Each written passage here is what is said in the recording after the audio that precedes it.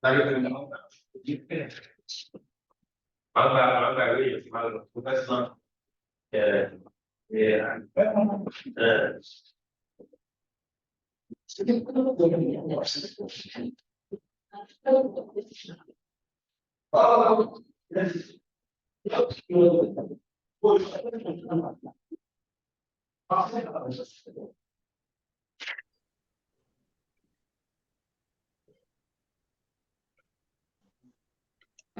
just reached out to her. I'll be on the lookout of my phone to be sure that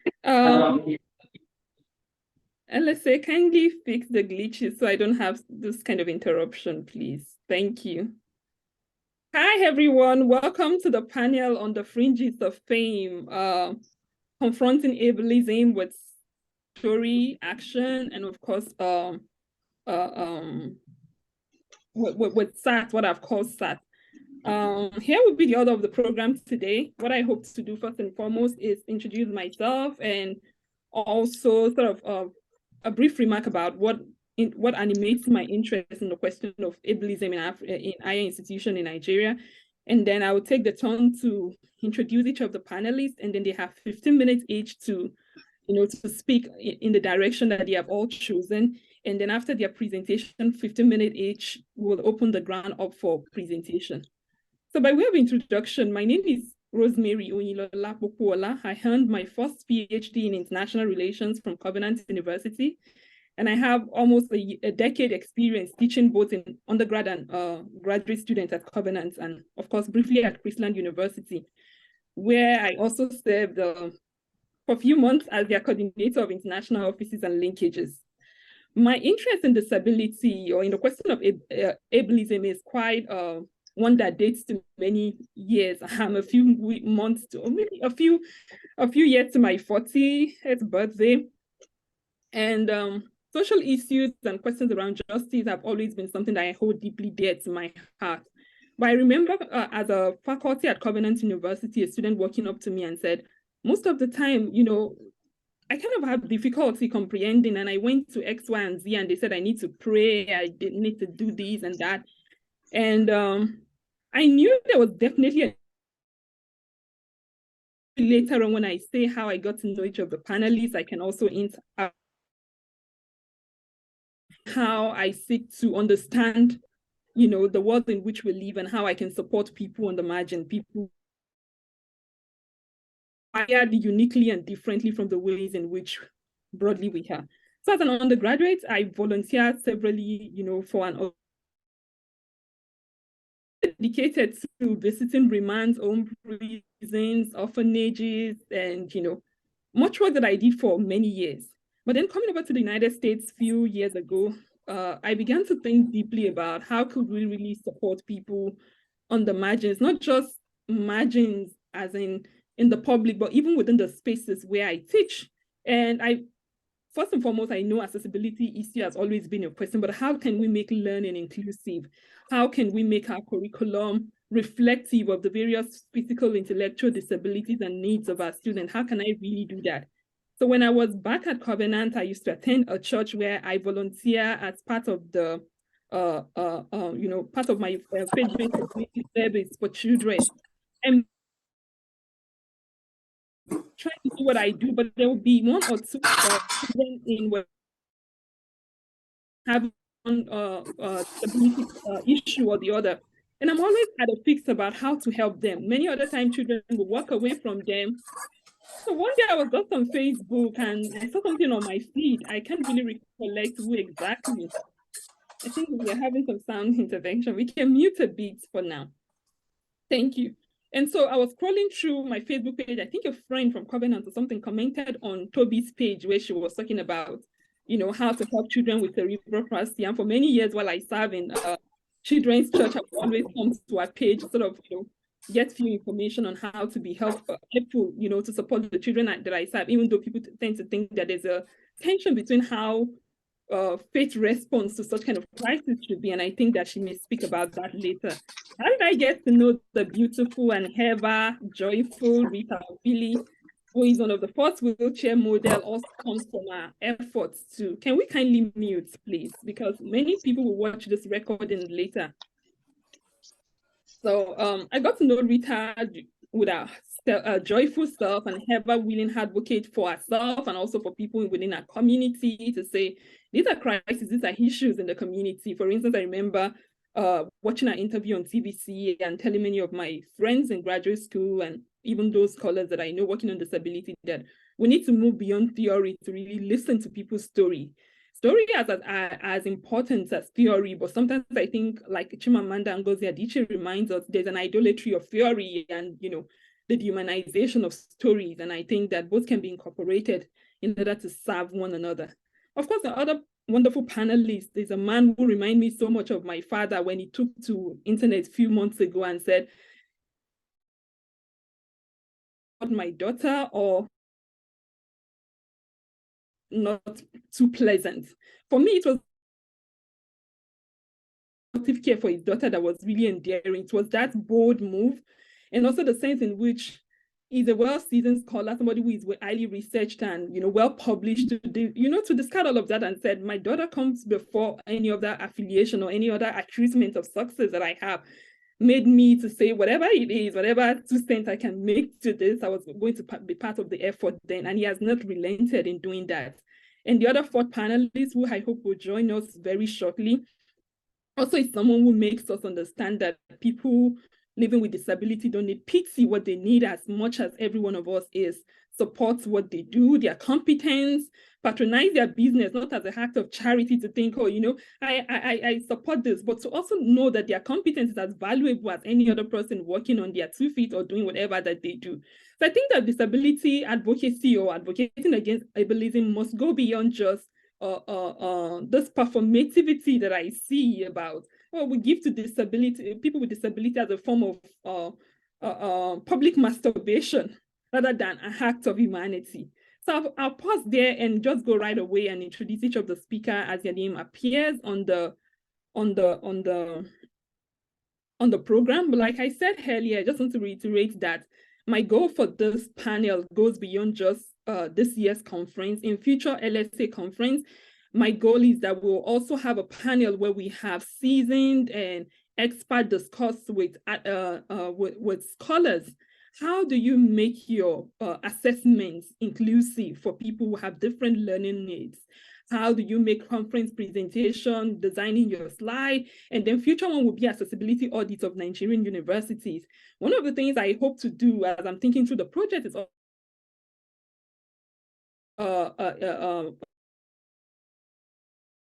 make disability a huge part of their proposal.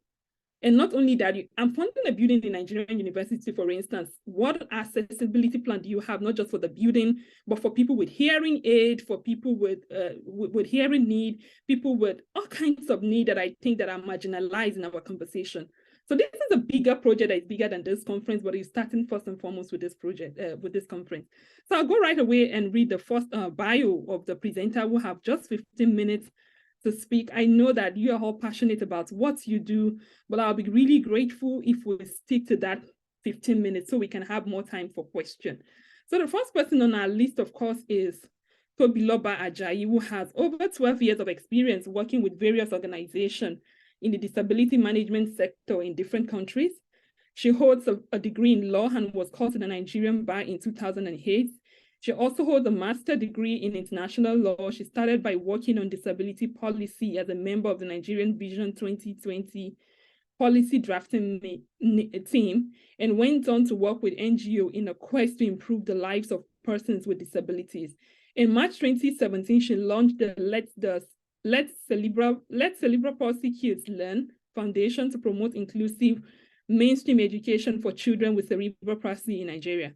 This was born out of his realization in 2016 during a Mandela Fellowship Professional Development experience that children with cerebral palsy were excluded from mainstream education by the school system in Nigeria. To date, the foundation has supported over 570 children and their families and enabled over 100 of those children to access inclusive education.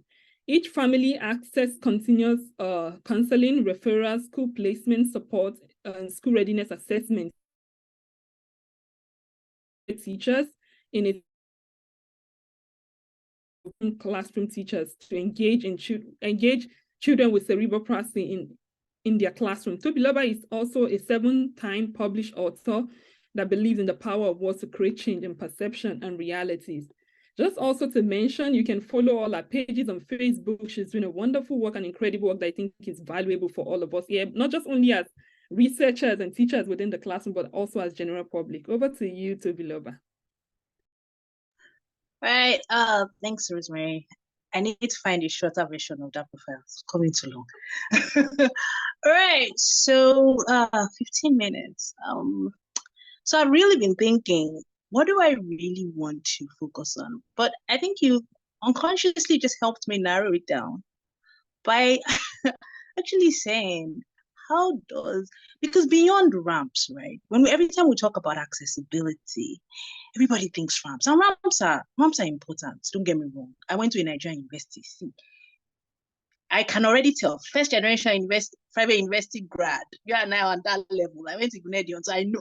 Like, in short, we were the guinea pigs of private universities in this country, right? And it was crazy because I remember going into school, and I don't know if they still do it now, but I remember back then when these private universities were starting, they had this thing where they would do an exam and then they would do like an interview for each candidate. And then they would say they're trying to see whether you're a right fit for the school. They had all these fancy things they did back then. And I remember, went and wrote the exam and then they said, oh, you have to also pass an oral interview. Okay, no problem, right? I get into the oral interview. I'll never forget this. There were 4 men sitting there.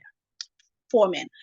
And I walked in and they could not hide their shock. It was not something they could hide. You could see sit down and they're looking at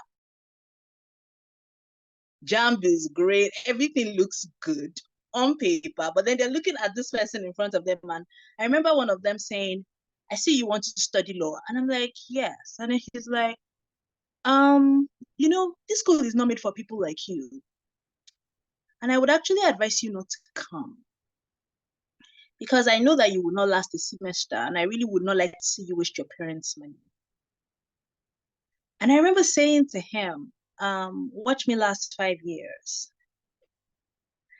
He must have looked at me like, who is this bold teenager that's having the guts to talk to me? I mean, at that point, he was a professor, was a tenured professor at this point. I didn't know that at the time. I mean, he ended up teaching me law of contract on 200 level.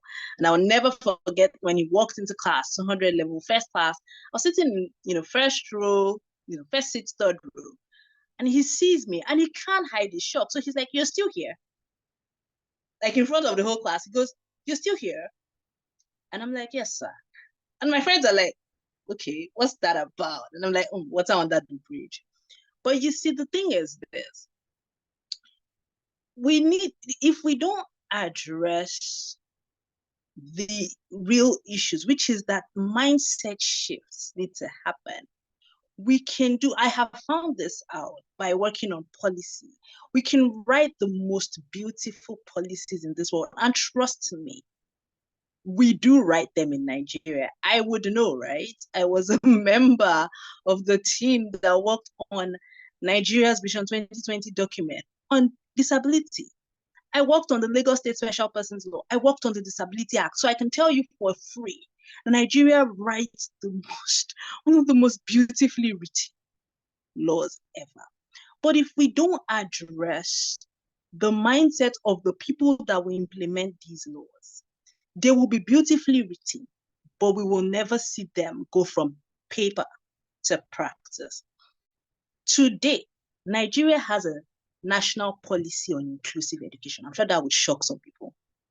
But you and I know that inclusive education is not the norm in Nigeria. I mean, like you said, I mean, church schools are even worse because they are supposed to fast and pray, and I mean, you should have faith. You should not be sick. So it was a constant battle it was a constant defending the right to exist in spaces. I remember starting my first year, and I remember my parents had dropped me off in the hostel. They'd gone. My school was in Edo State. My parents live in Lagos. They'd come home. And it was the first Monday. We're supposed to go for orientation. And I came out of my room, and I will never forget this.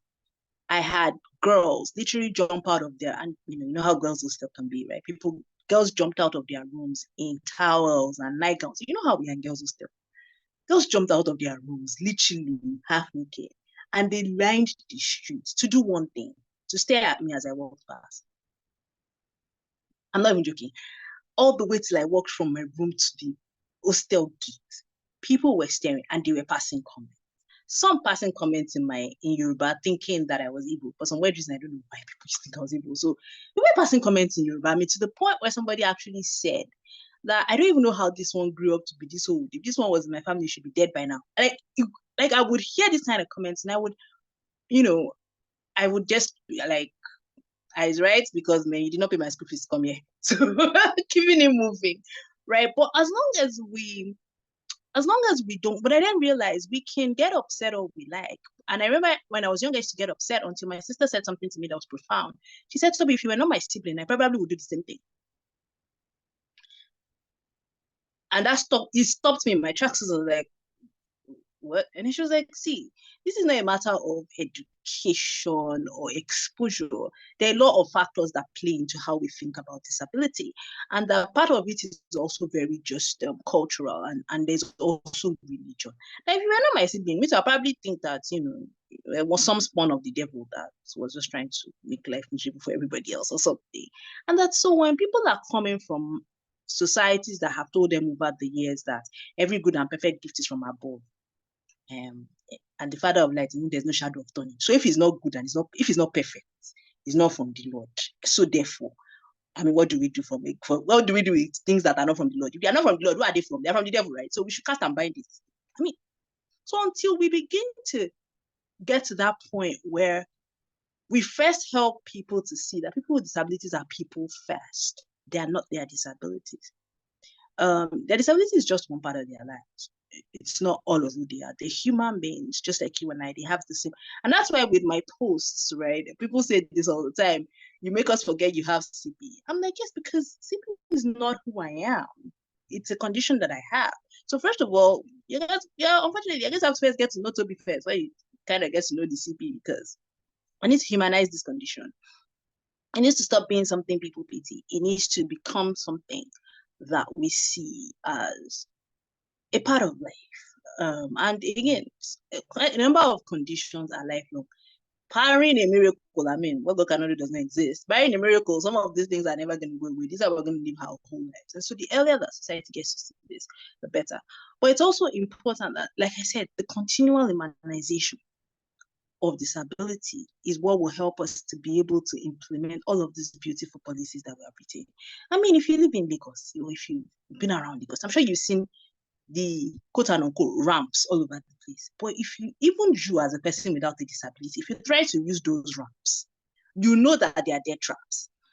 And somebody has ticked a box somewhere and said, oh, we've created access for people with disabilities on the bridges. But they're useless because the person that's doing it feels like he's doing them a favor. So, I mean, whatever I do, they just take it like that.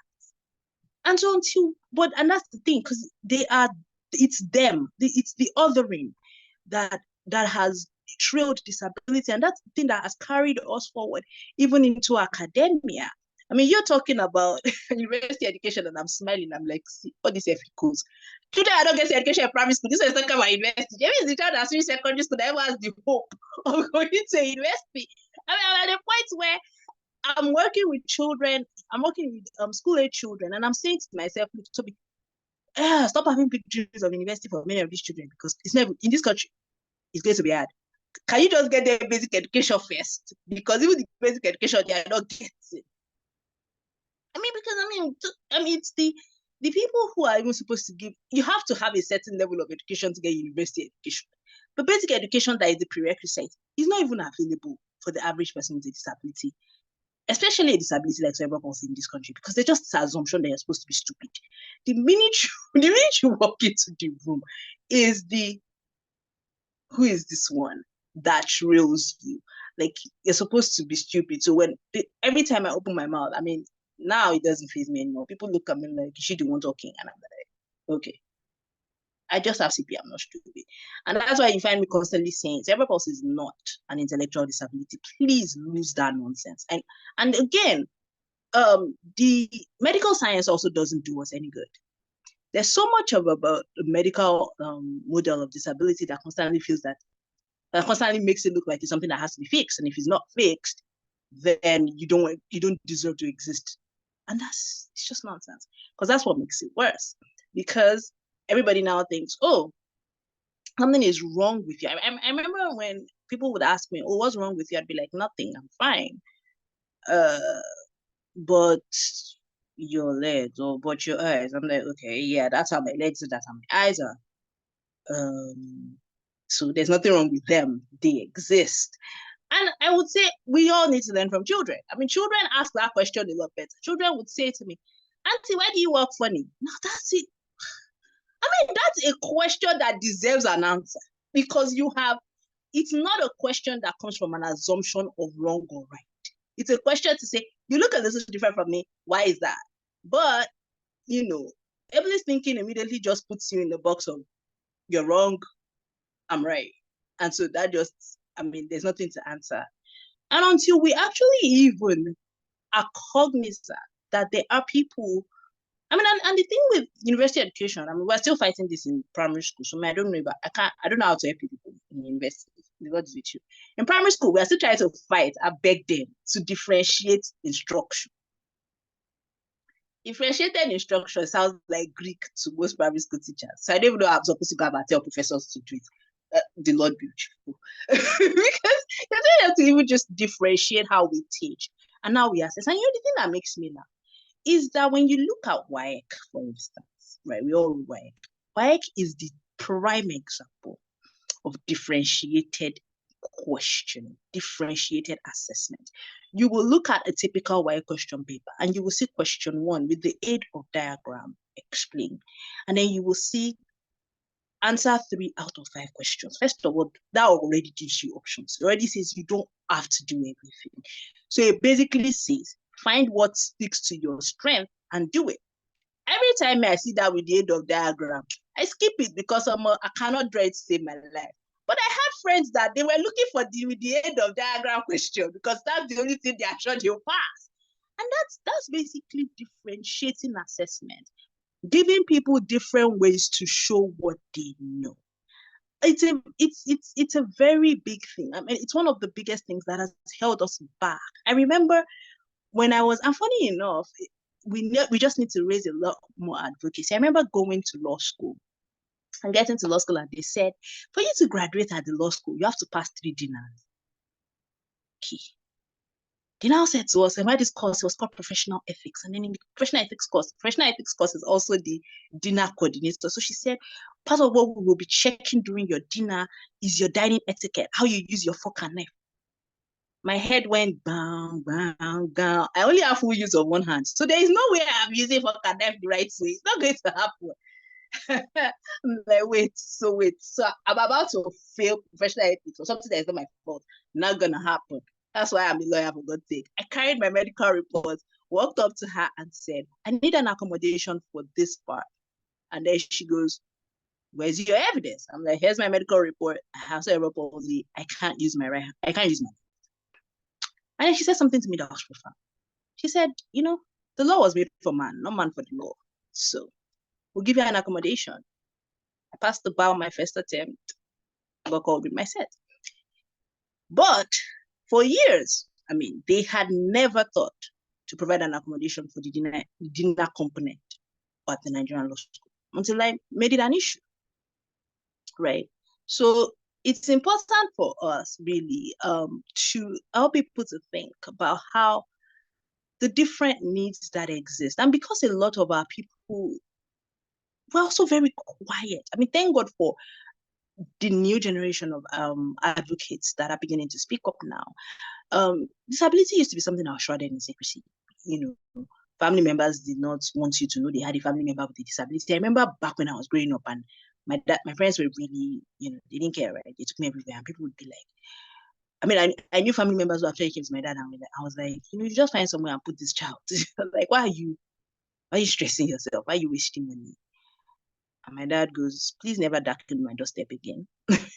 You know, but for a very long time, and I still see it even till today, parents who just don't, who still hide their kids. Kids are still being hidden in homes and centers, and kids are still being hidden away. I mean, I was speaking in Ibadan 2 weeks ago.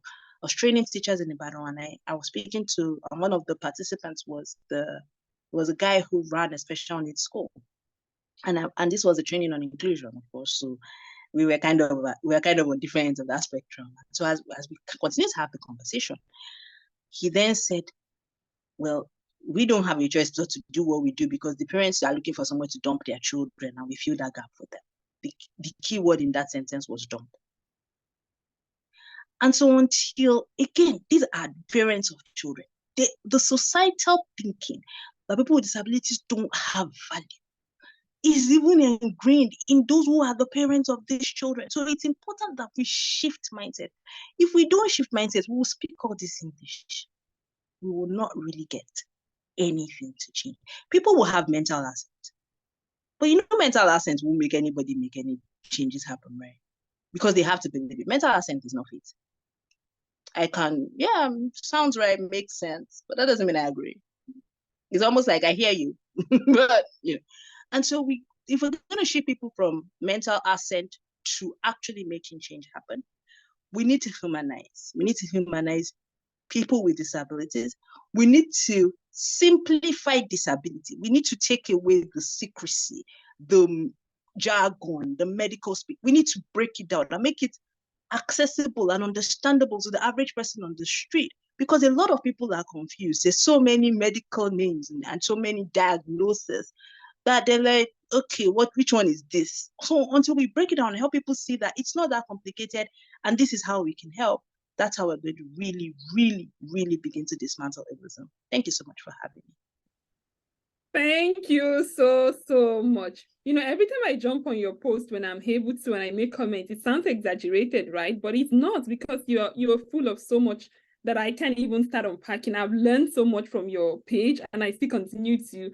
And you made so many salient points that I can't begin to take one after the other. Otherwise, other people won't have room to make. But you said something that I think about 5 years ago, I've also begun to make it a conscious effort about differentiated, assignments and also assessments, and also not just only that, also the question about decolonizing disability. You talk about models of disability from Western Europe that we import into Africa, into our own situation that is not really applicable. And for that was an aha moment for me, because I have a friend here at the University of Wisconsin-Madison who is taking a PhD in disability. And she talks about this particular point you made about how we just appropriate these things. And I remember reading from your wall about how medicalizing this disability has almost become like a norm. People give medication to their children. And I'm in America, that people know to be a medicated society. We get medications for almost everything. And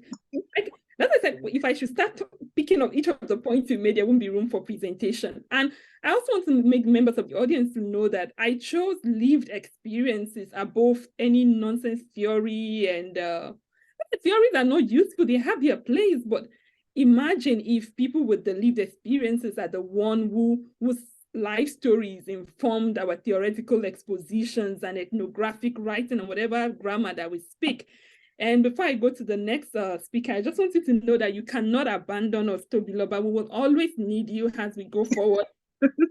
We have to make the children ready for them to come over to us at the university, but we also have to think about how we can meet you halfway with the important work that you're doing. Thank you so much.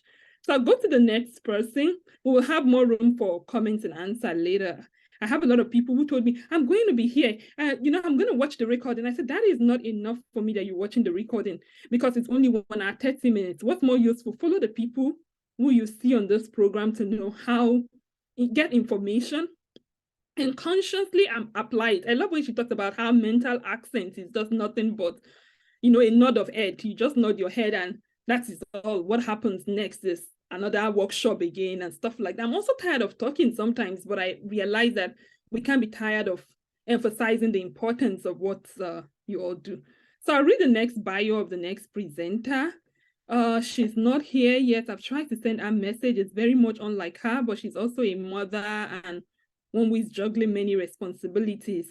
So I'll go ahead and read Rita's bio, and then I will hand over the floor to her.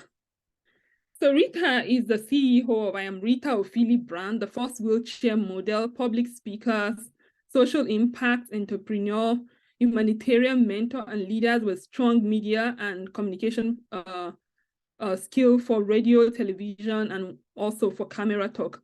A disability activist on inclusion, accessibility, equity for persons with disability, and also a fashion model and a very enthusiastic human being to wake up to on your Instagram any morning that you feel down. Over to you, Rita.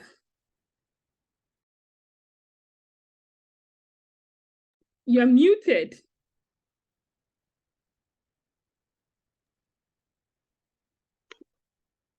Okay, thank you. When I'm asked to share my story, first thing that comes to my mind is, what experience do I have for this platform? A need to tell my story, a need for people to know and how to help other people get better, and how to help build a more better community, a nation, and the world at large. I am Rita Ophili.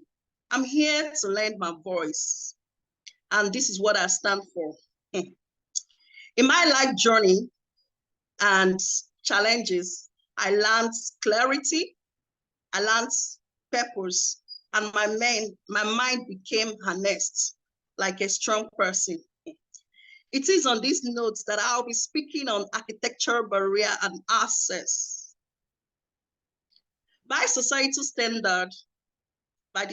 standard, yeah, I'm now inducted into job seekers hub.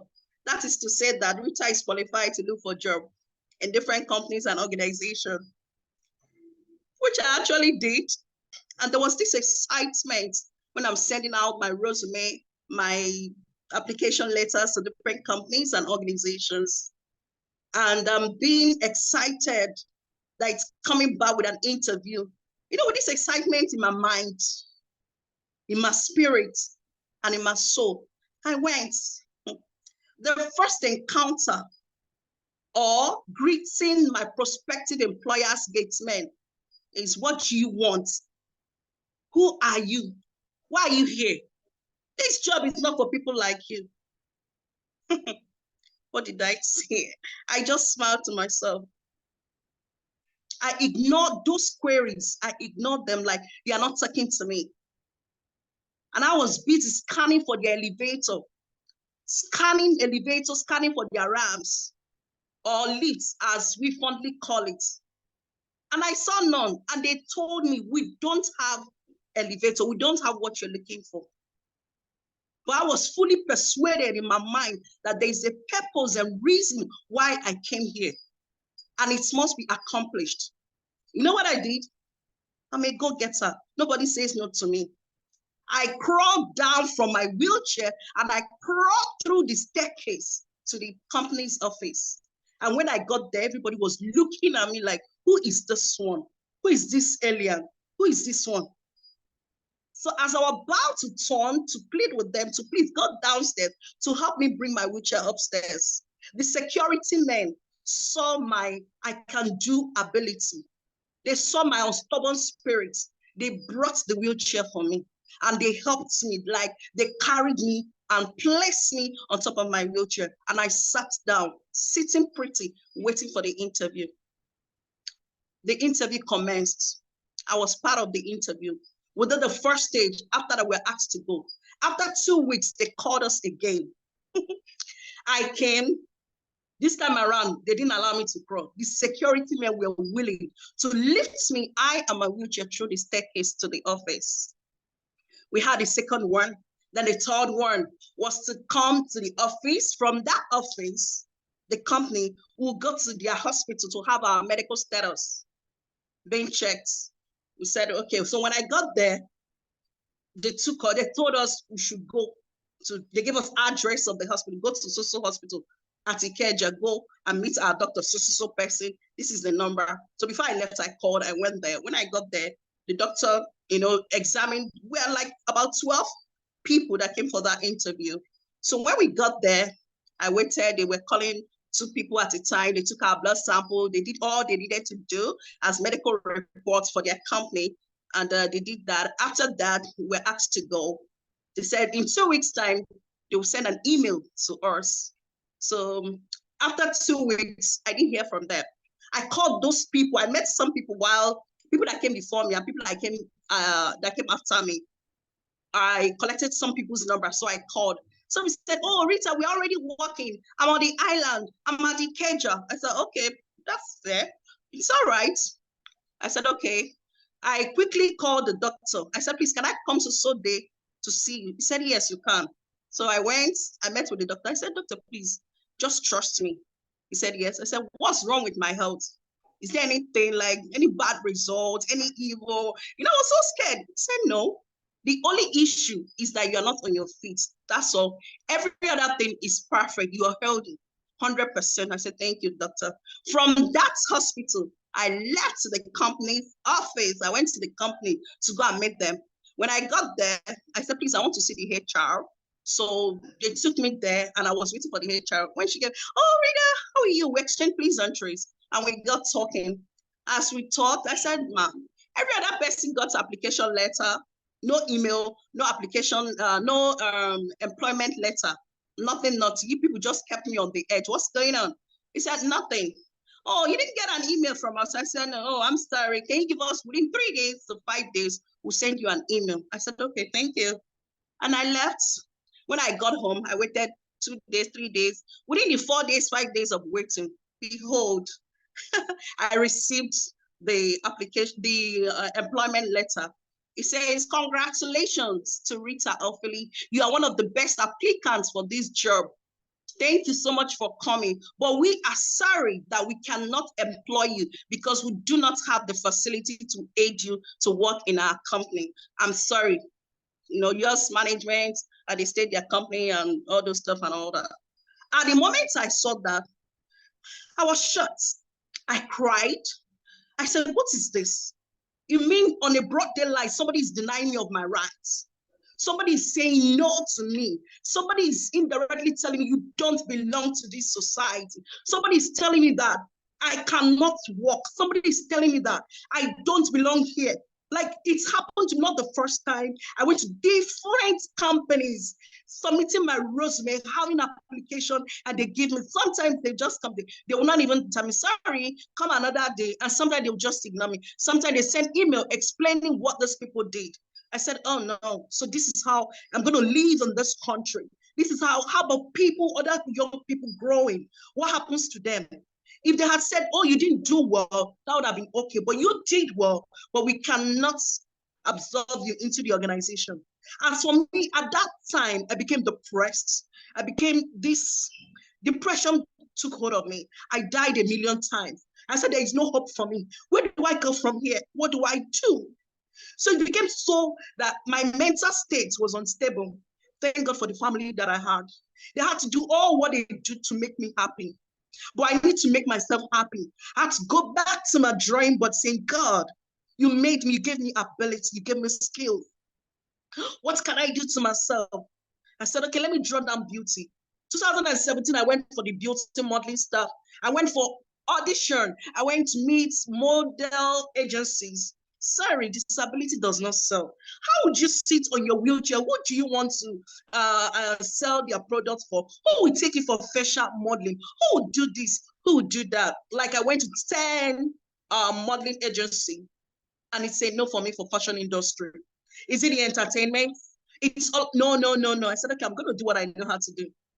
I started going for pageantry. I started harnessing my mind. I started saying I'm beautiful. I started my advocacy. I started being strong for myself.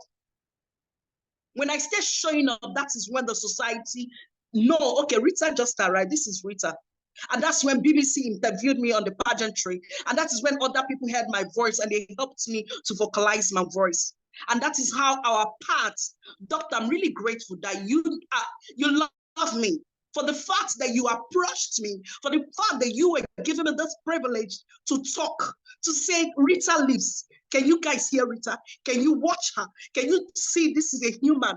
This is something, there's this potential that you just recognize. I really want to say thank you for having me on this platform. It's a privilege. Dr. Rosemary Popola, I really do appreciate it. Thank you. This is my story. I am proud. I chose to narrow it down to architectural barrier and access because this is what affects persons with disability in my community, Nigeria. I just wish from henceforth, since Lagos Studies Association has come to our aid, we will break it, and we've just started. And thank you to my co-panelists. Toby has been doing an amazing job. And so we're here to voice. We can't shut up. We need to keep showing up unapologetically. Thank you. Thank you, Rita. I'm short of words. Thank you for your vulnerability to share your story. Your tears are our tears, your pain, our pain. And thank you for choosing the right to exist. And to be mentioned that word, the right to unapologetically, like you said, to say, I am here. Lagos Studies Association is not affiliated with Lagos State, but what I hope that panelists from here will take from this panel and from Rita's story is not just only to follow her, but to begin to ask questions from organizations that you patronize. How are you supporting people with disability? Here in the United States, one of my practices is when I go to a store to buy anything, I can't see people who look like me, like 2 or 3 people. That would be the last time I will go to that store because I want to see faces like myself.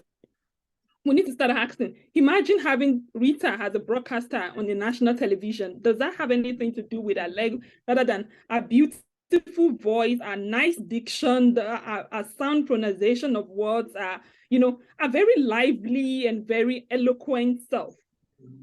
So Toby was talking about, assigning people to roles that support their differentiated ability. I just finished teaching a class in summer where I realized that, I can't just that, but some people's writing comes from what they listen to, other from what they see. So there's a wonderful professor who is now past called Tejumola Olaniyan, who has a website with cartoon images. So I told my students, there are 3 different kinds of assignments for this. Anyone who can go to tejumolaolaniyan.com and get a cartoon and then explain what the cartoon is talking about, what post-colonial realities is captured in, is captured in that, you're going to get your full grade or your full point for that assignment. And many of them did, because not everyone will write with numbers, not everyone will write with sound. People have different ways of learning, and that also have to be accommodated. Thank you, Rita, for sharing your story. And I hope that this is not just the end of it. Rita is hoping to come up with a book, and I hope that scholars and researchers in this book, in this room, when our book comes out, and also for those who will listen to this presentation later, that you reach out and buy the book, and not only that, invite her to your classroom. She can do virtual talk and Zoom conversations, not for free. That's one of the things I think we have to consider as people who are working with people on the margins, not to ask them for free labor. I know, for instance, LSA doesn't give honorarium and all of that, but for our classroom, we have to also look for means to support them in ways that they can. Invite her to your classroom, let your students see that there are people living with disability who are highly cerebral and intelligent and are able to contribute to meaningful conversations. We have to make it part of our own ethical practice and activist scholarship to include people on the margins. All kinds of margins exist: sexuality, gender, disability, and many more. But I hope that it doesn't just stop with this conversation. I'll go to one of the wonderful fathers in the room, a caregiver to his wonderful daughter, Onyi Consola, who has said hi to me at the beginning of the panel. But I'll read the bio of Professor Oyeromi before I hand over the floor to him. So Professor Olusoji Samuel Oyeromi is an early career academic who holds a doctorate from the University of South Africa since 2018 and was a lecturer at the Department of History and Diplomatic Studies, Olabisi Onabanjo University, Agoiwoyi. From 2008 to 2021. He's currently working as a caregiver to his daughter with serious disability, as well as an independent researcher. He has some local international awards, fellowship to his credit, including 2022 ASCRR AC Research Network Writing for Emerging Scholars Fellowship, 2021 African-China Research Grant from the University of Witwatersrand, South Africa. 2017 African Studies Association, Carnegie Corporation, New York, and one British International Studies International Travel Award, American Council of Learned Society, ACLS, Resident Fellowship at Rhodes University, South Africa, and IFRA Local Travel Grant same year, 2016 and 2015 and 16 respectively. The Doctoral Bursary Award. Its research interests include environmental history, China-Africa relation, international diplomatic history, urban studies, peace, ethnic study, democracy and development, leadership, entrepreneurship, and youth development. So the doting father of a beautiful daughter, over to you, Dr. Yenons.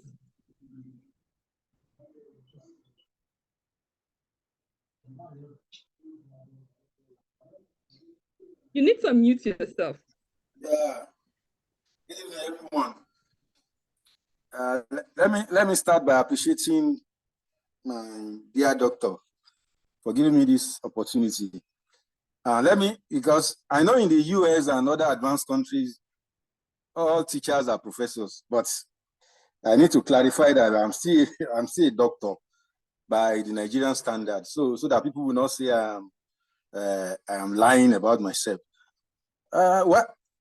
The greatest opportunity, the greatest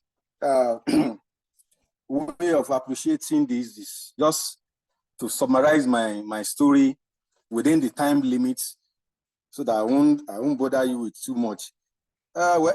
Like she said, the extreme disability of my only child, Onyikansola, with severe cerebral palsy, has seriously redefined my very existence.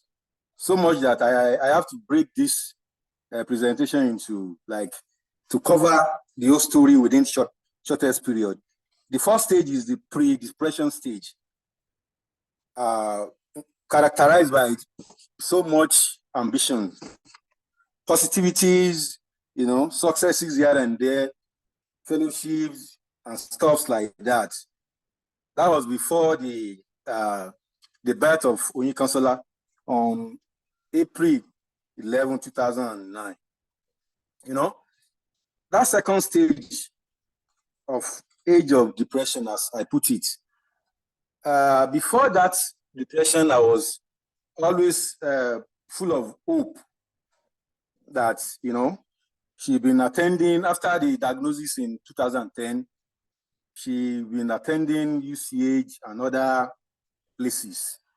But what I discovered is that, like Toby mentioned, in Nigeria, we have a lot of policies and programs, but when you get to where you ought to have those services, you discover that not much.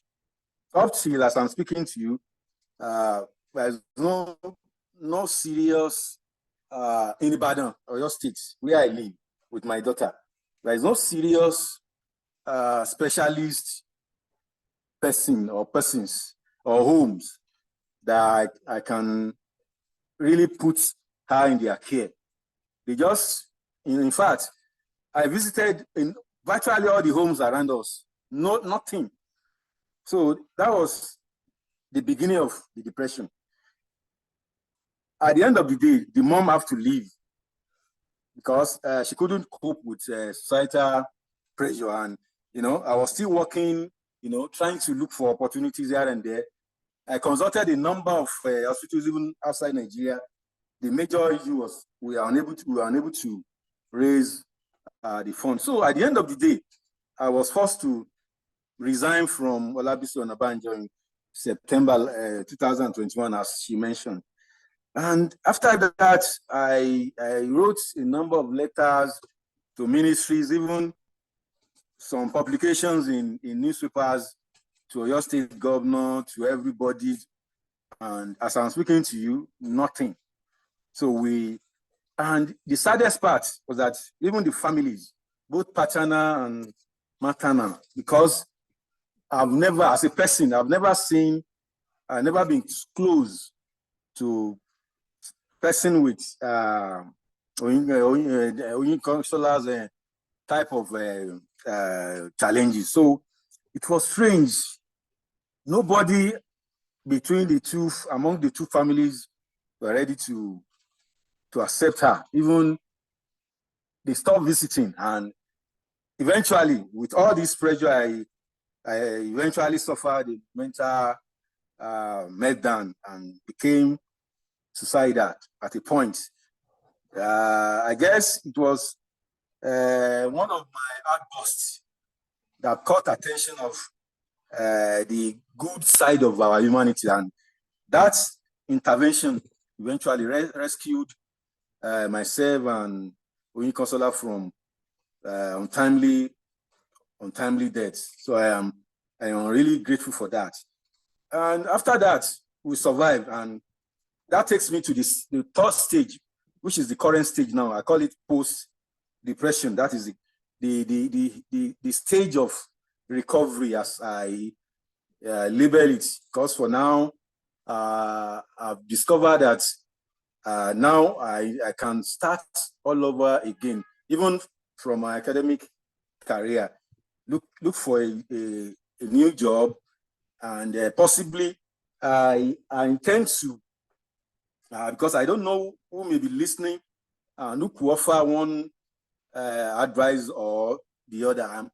I intend to pick another PhD from international relations, and with primary focus on China and Africa relations, that I've been engaging in it for some time now. And I believe that I even have an online group that we're even operating up to now.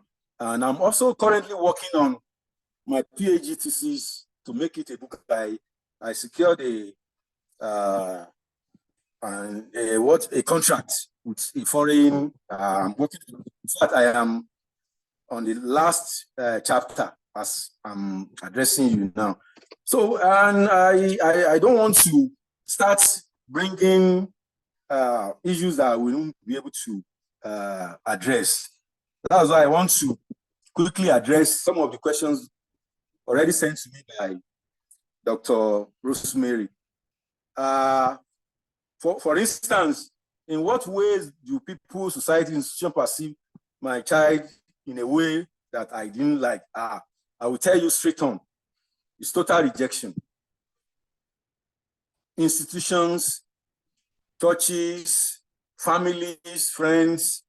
As I'm speaking to you now, I am alone with my daughter, and I've decided, and God is helping me, that we stay together until we are able to get better,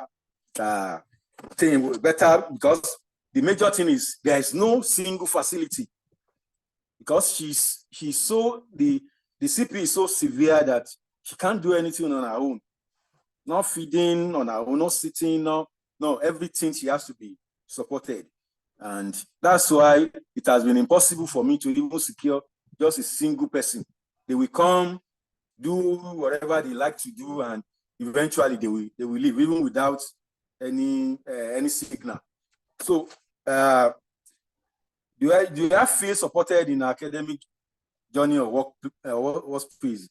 Sincerely, in terms of anything learning, the only thing I am struggling for her to get now are facilities that can encourage her to sit down. In terms of mental improvement, she has shown a lot of improvement over the years, but our situation requires specialist attention to make her, combine that mental improvement with motor abilities, moving, sitting, eating, and stuff like that. So I still hope to get some help in that regard. Our academics, learning, institutions, broad and inclusive. Toby has spoken so much on that. So, and the lovely person that just spoke now, See, there is no need to repeat. In Nigeria, there's every school like UI, IFE, and other popular universities in Southwest, including Unilag, have been there. I don't see any. There is no infrastructure to support people with disability like that. But I know in most places, other forms of disabilities like blindness, deaf, dumb, and others do have support. But for cerebral palsy, I've not seen anything that shows any support. Because if I tell you my experience, even when I contacted Commissioner Abe of Health in my state, sometime about 2 years ago, what they told me directly was just find a place and throw her there. And they why are you wasting your time on a child that couldn't give you anything? And I've wept. In fact, towards depression, I've experienced all those. Now I am determined more than ever that if we are going to live, we will live together, and if we are going to die, we die together. So I am not in any circumstances ready to leave her for anything. We continue to struggle, and I know with improvement in mental situation, when we have those facilities that are not they are not available here, we will move on. So in terms of some of the things I think could be done, well, on my list here I have about 7. The first one is orthodox medicine and traditional medicine. We always say everything belongs to God. There is science don't have solution to cerebral palsy. So go and manage it. Whether you die or you live, they don't care. But in advanced countries like US and other European countries, they don't do that. They invest in what they refer to as alternative therapies, especially regenerative medicine like stem cell therapy. And I've seen a lot of videos, a lot of contact with children with CP. After a number of time injection of this stem cell, they improved. But in Nigeria, there is none.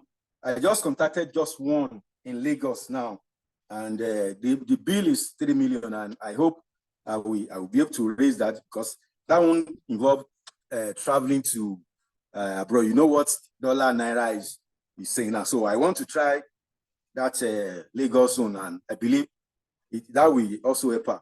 Now, the second point I want to raise that involve governments, universities, and other tertiary institutions that have 1 or 2 things to do with medicine or with medical sciences, is to do researches, fund researches on cerebral palsy and related ailments that has to do with mental issues. Because here, the moment they see anything, like Toby said, is rejection, even without knowing any history. Because what happened to Onyekasola was a pure medical accident. A seizure of oxygen for 3 seconds between birth and life. That was it. It wasn't congenital. But people, in fact, the mom even said, Obanje, that only religion, only prayers can do it, and eventually she abandoned her. So I believe when researches are conducted, your conversations are important to us, but I wonder if you could round up in 3 minutes so we can take questions and then. Sure. I will round up. And the next one, in line with my other co-panelists, I believe there is need for serious advocacy for prevention, because what happened to Onyekasola was preventable, but we were negligent, and including the medical staff. Then proper education, public education about the acceptability of this special people with disabilities. Because I can tell you 90% of people, including those in government and those who should know, they don't accept them. So the parents are condemned to life of mystery, including their children. Because what I suffered, I even hope I will be able to put it in writing and in a book later. Then I will solicit for, for those development partners and governments and philanthropists, let them also come around to support researches on how to improve life. There are so many things flying around the world, but nothing is available for us in Nigeria here. So I believe we can do a lot because I wrote a number of letters even to UCH to look at other alternative therapies they can, because the same drugs we've been using for over 10 years, 13 years are the same thing. And I know the world is not static. So I wrote, but they just threw away my letters because who is this one that is telling us what to do? Then maybe litigation in some instances, because most of the poor people affected, they have no means of even filing anything. Just like me now, I was unable to file. I tried, but nothing. I wrote to governor. I wrote nothing up to as I'm speaking to you. So, and I also believe, because issue of mental health, especially for caregivers like me, is also very important, because people don't know much about issue of mental health. Just believe if you mention anything mental health, you are mad. And that was one of the reasons why I was abandoned with that, because people believe when I try to say anything or do anything to support her, that no, she must have been mad, because how can you be taking all this kind of person along? So again, I'm appreciating your effort, man. I believe it is timely, and I hope those in authorities will listen and do something for people like us. Thank you so much. Thank you so much for your vulnerability. I vacillate about holding this panel for many reasons, because I don't want people to put out their pain out there and then there is no concrete action. To the audience, the live audience, and every researcher, faculty watching this, what's your next line of action after coming to this panel? This is not theory. These are people's lived experience, their suffering, their tears, their pain, their life, right here on this panel for you. What would you do with the information you've gotten from this panel, or whether you watch this later? Part of my own practices I want to share with my colleague in the room, faculty, lecturers, professor, is that I try to always center the questions of margin in what I teach, because the students in my classroom are the future leaders. They will be the future policy makers. They become part of the electorate, voting in election and all of that. What imperative do they have to also center this question if within our classroom we're not challenging them to ask if the brand, for instance, part of the things I hope to do going forward is, if I'm going to buy any clothing from you in Nigeria and you don't have wheelchair models like Rita on your page, show only ableist people with high heel that you want to show for me, I won't buy anything from you. That could be something you also may want to consider. We also have to demand more from our society, and I hope that we continue to do that. There's so many questions and things I could comment on from Professor Oye, Dr. Oye. I know you said not professor, but that's how we do in America. Everybody's a professor. There's so many things I could raise about many of the issues you mentioned, but I think maybe after this panel, I will reach out to you on how you can work with Tobiloba, who is really experienced and professional in the area of cerebral palsy. And if any member of the audience also have support for any one of them, their email is in the general program. You can find their email, send them email. They are all very responsive with email. You can reach out to their DM on social media. I've said this over and over again. People with disability do not need our sympathy. What they need is systems and structures that support their efforts. They don't need our pity. You don't have to come to election and gather people with disability and start giving them money to dance or all those rubbish. Those things are, and that's because our society tolerates it. I know we are far, we have a long way to go as a nation, as a country. And I know people like Toby are tired of us. She just wants to do what she wants to do with, basic education, but you won't be tired of us if we keep quiet and continue. I know how one can be overwhelmed. There was a time I was saying I was suffering from feminist fatigue because I was tired of fighting misogyny and chauvinistic behaviors of people online and offline, and I was really weary about even speaking up. But at some point, I took a break and then returned back to it and keep re-emphasizing to people that, these are gendered stereotypes and conduct that seems to silence women or make them feel incompetent or seeks to sort of perpetuate some kind of toxic masculinity or patriarchy. So we have just about 20 minutes before they kick us out of the room. I wonder if we have members in the audience who have questions or comments they'd like to make.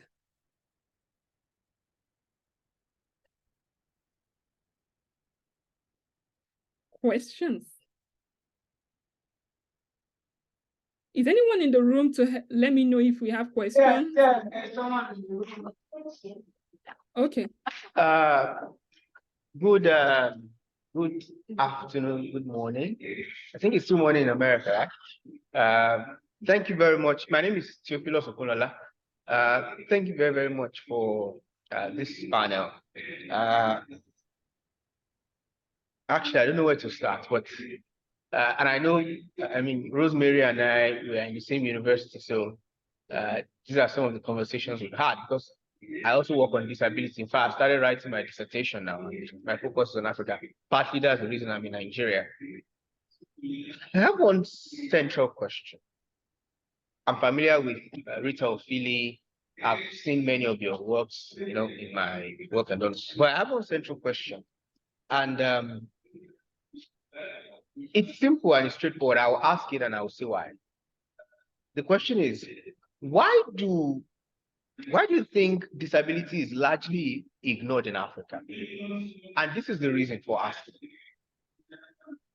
Culturally, we have aspects of our culture that actually, how do I say it?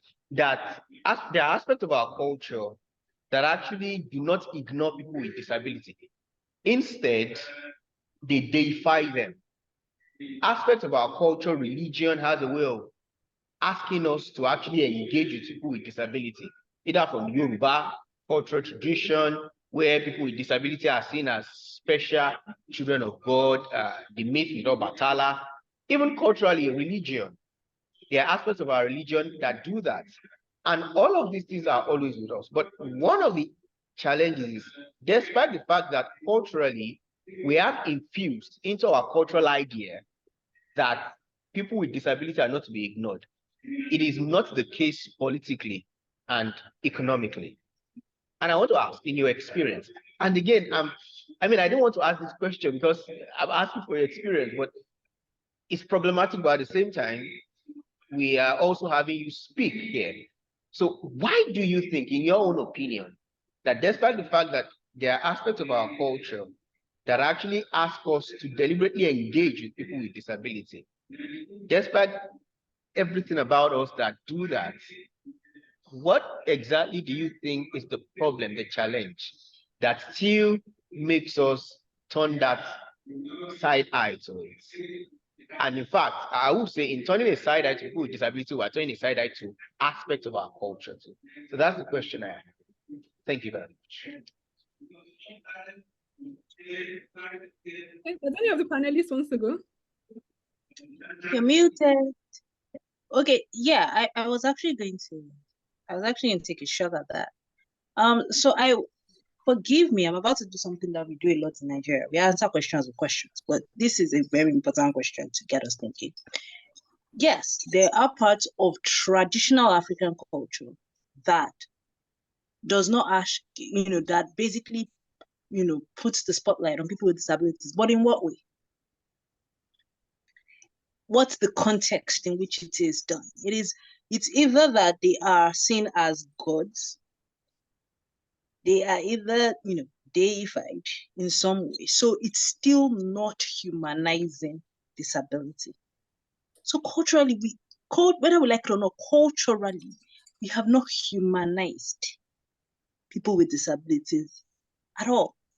And that has carried on. And as we've borrowed religion, so to speak, I mean, we've borrowed Islam, borrowed Christianity, and all of the other religious faiths that we've borrowed. It has gotten worse. Theology, and I will stick to Christianity because that's what I know. Christian theology, a lot of theology is warped. There's a lot of warped theology, especially around disability. I mean, and Rosemary bear me witness to this. I mean, when you grew up, you went to a church school. I'm sure you saw, and if you went to a Pentecostal church school, so you probably saw all of the warped theology around disability. And so when people grow up in church where they are told that, if you have faith, if you have faith, you'll be healed. And so if you don't get healed, it's because you don't have faith. I mean, forgive the others if they turn a side eye to the person that is faithless, and that's the reason they have a disability. Get what I mean? So as long as, culturally, we still don't humanize disability, and then we borrow religions that help us to, again, turn a side eye to disability, it is going to continue. And then we cannot ignore the weaponization of poverty and the link between disability and poverty. Because whether we like it or not, in Nigeria, disability is both, poverty is both a cause and an effect of disability. And where there's poverty, your political class will weaponize it. And that's what we've seen. We've seen the weaponization of poverty across the board in Nigeria. More, and of course, people with disabilities they're not left behind in this weaponization of poverty. And so that's kind of how you see. I mean, you like Rosemary said, then once it's election time, you'll now see one politician gathering people with disabilities and then throwing some very annoying handouts everywhere, to garner votes. All of a sudden, during election cycles, they're useful. But once the election is over, let's go back to status quo because they don't really have any value. And it goes back again to what we've culturally and religiously been taught, whether we like it or not, of humanizing people with disabilities. Thank you so much, Toby. I think it's a question of humanizing. That's why I brought you and not all these professors with theory of people like. Can I also contribute? Yeah, sure, Dr. Urum. Oh, thank you. My short answer to the question is this. We are in a society where we have lost almost our values. There is no the question of ethics, the question of values. That's whenever Toby mentioned in my inner being, because that is the only thing we need to do. You humanize these people with challenges, and you know that culturally, like my dear friend, that was the standard before, but I can't start to mention when we got it wrong. Nobody, materialism. For my own case now, at a point you see people rallying around you. You try to educate them. Don't do this. Don't do this. Just a second, Dr. Yeromi. LSA, can you kindly elevate Blessing Mary to the platform? I know we are almost out of time, and it's unlike her. She just joined, but she's joining on the attendee because I don't know what happened to her link. LSA, can you quickly do that so that she can have her own remark? I know we are out of time. Oh, you can continue. So let me just say that it was a collapse of ethics and human values in our society that affects the way we view and treat people with disability too. And government is also not doing anything towards that. Thank you. Hi, Blessing.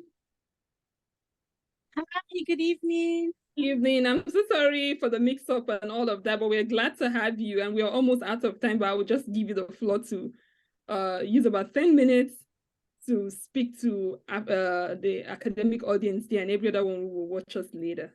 But thank you so much for participating in this. Please, can you put on the video? Good evening. Yeah.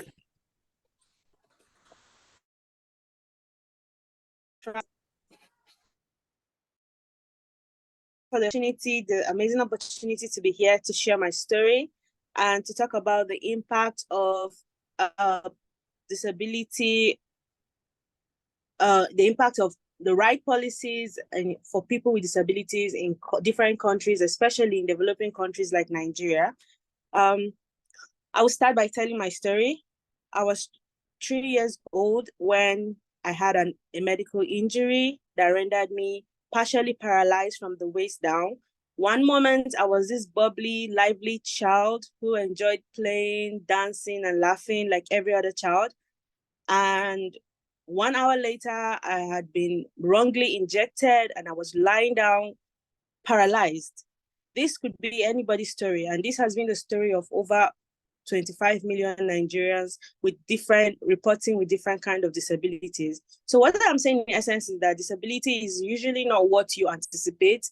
It could happen, you either born with it, or it could happen without your it could happen at all of a sudden. And this is why whenever we're pushing for disability rights, the first thing we say is, it could be you, it could be your loved one, it could be your colleague, it could be someone close to you.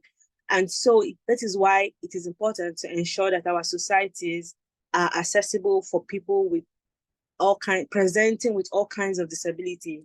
And it will interest you to know that disability is not even the impairment itself, but the difficulties in interacting with my environment. What I mean is, for example, I am presently wheelchair bound, and it means that in order for me to be able to use a public transport or go into public spaces or just live my life like a normal person, that the spaces I go into are accessible, whether it's even for people who are visually impaired or hearing impaired, that the society, every human being has an important contribution to play.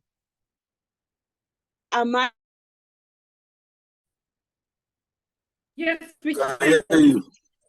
Okay, because I'm trying to start my video and it's not working. Sorry about that. Oh, it's fine. LSA, can you do something about that? Go ahead. I'm sorry. Okay. All right. So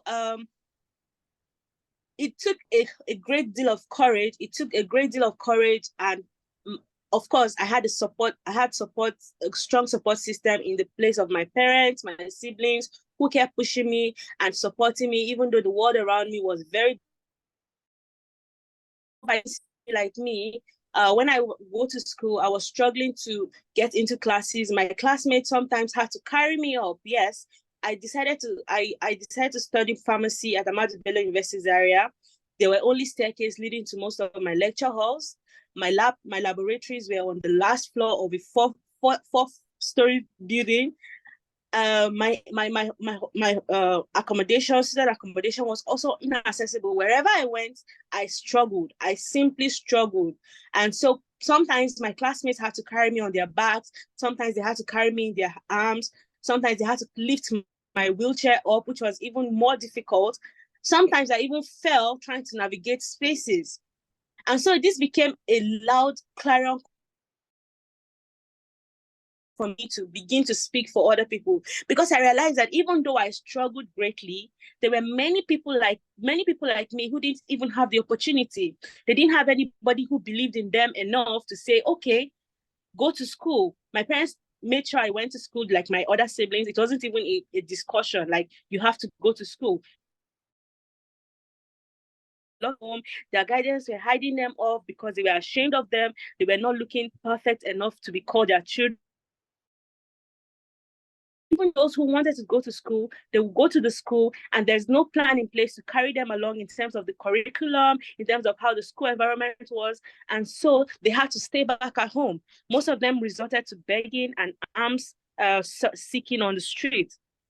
And this became really, really important for me to begin to push for these rights, for these basic things, ensure that spaces are accessible so that people presenting with all kinds of impairments can also have the same access to what other people have. Basic things like education, employment opportunities, healthcare opportunities, among others. And that was when I started a non-profit organization, and we began to push for disability rights, and along with other civil rights organizations, we're able to finally have the Disability Rights Act passed into law in 2019.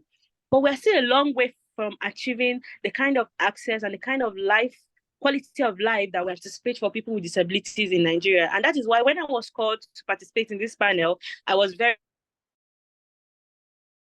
for almost all my life. People with disabilities are not less. They are not people to be pitied. They are not people to be handed mercy. They are not people you look down on and, okay, let me just let them be or let them have this thing. No, we want to also have the chance to pursue a career. If that is the case, we want to have a chance to say, we want this, we want access to this, we want to work, we want to earn money, we want to live independently. And so this is why I keep pushing and asking that everyone in our own, of course, I advocate mostly to business owners to make their spaces accessible. Just make sure at least, even if it is the least you could do, just have a ramp in front of your business place. If have a ramp that people with wheelchair could ride in, and if there are people with visual impairment, that they'll be able to access the same kind of services as everyone else in your business, in your place of business. And even when it comes to building houses, just put in a ramp, put in a doorbell, put in something that allows someone who is not able to speak or whose ability to speak has been taken away. It is very important that we're able to allow everyone have an equal footing in the society, because everyone has, like I said, economic, why we have developing countries moving at the rates that they are moving on is because of equal rights for everyone, no matter where you are, no matter who you are, no matter the kind of disabilities you have, you are allowed to participate equally depending on your ability. And so this is why it is important that we are able as a society to be able to, not just in the way we perceive disability, but in putting actual actions in place to carry along people with disabilities. Yes, so this is... I know you have so much to say, and I know how passionate you are about disability rights, but the room may lock us out in about 5 minutes, and so I have to wrap up. First and foremost, what I want to say to every member of the audience right there at Lagos Unilive, and everyone who will watch this later, and I think that is what we all should know. First and foremost, that people with disability, like she said, and like every panelist has said, do not need our sympathy check. What they need is support. For instance, Blessing has transitioned from pharmacy into AI, and she passed her artificial intelligence assessment with distinction. She runs an editing service for people who are editing books or writing books. Excellent service that she offers to the public, and not somebody coming and saying, oh, you know, we have this political rally, come and dance and stuff. These are people with intelligence. These are people with skill. And the other thing I will also mention is these people on social media platform. Blessing is there, Rita is there, Tobiloba is there, Dr. Yeromi is there. I will encourage you, there's only so much limited time that we can have in this panel to discuss their issue. What if you as a professor give your students an assignment to go to their page and, you know, write something about them as part of your own assignments in class? What do you understand about disability and media? How do you think algorithms sort of slow down their visibility in some ways? What ways does the technology of power even integrate or exclude these people? So you want to also make your classroom a place where you challenge your students to have equity imperative, ethical imperative, to support things that matter. For instance, Toby's bio director, she has 7 books. What if for your next birthday, you decide to buy 5 of our books to share with your fellow professors in your department, to say, we need to make disability conversation part of classroom conversation. We need to ask our university, for instance, you know, what are the people with disability working in this organization and how are we supporting them?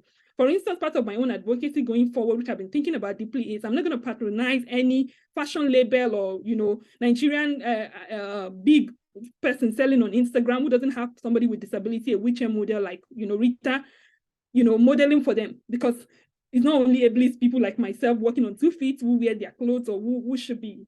So I'm thinking about ethical consideration, not just in our classroom teaching, in our assessment, like Toby Loba said, in our research, in even the places that we patronize us for business or for anything. Here in America, there's a shop I stopped going to because I don't see people like me. Then I'm like, I'm not going to give my money to you. I would rather patronize Black-owned businesses before I give my money to one white. So I'm not, this is my own conviction, and I hope that we all have our own individual conviction. Their email is in the general program. I can't take more questions because we have just 3 minutes to go. But let's think for ourselves. If we think, what kind of university are we building for future generation? I know, God forbid, is insurance in Nigeria, insurance policy in Nigeria, God forbid. But if you have somebody with disability who will go to Nigerian university where you teach in the future, how ready is that place for them? How inclusive is even your own curriculum? Like I said, this conversation will continue in next year LSA, where hopefully I'm able to think clearly about the next step going forward for inclusive learning, inclusive education spaces, accessibility audit for our university, funders and grants, people who fund and grant our institutions, to also make it incumbent on them to make that not just as a written thing on their own proposal, but something that is implemented. On that note, I want to say a very big thank you to Lagos Studies Association, and more importantly to my mentor and sponsor, Professor Said Aderinto, for granting me this room and this platform to pursue my passion, my ethical and activist scholarship on the Lagos Studies Association platform. Thank you again to all of my panelists. Blessing, I hope you won't feel bad about your, the mix-up in dates that, I will always have you, and I hope that other faculty and professors watching now or later can invite each and every one of you when opportunity avail them to their classroom to talk more to their students. As we build the future minds of future generation, we also have to make them ethically conscious, socially and activist, in their orientation as they move forward. Thank you, everyone, and I will see you in LSA 2024, God willing. Bye, everyone. I'm blessing my regards to Adedo, Dr. Yeremi, my regards to bye. Thank you. Bye. Thank you. Bye. Bye, everyone. Bye. Thank you, everyone.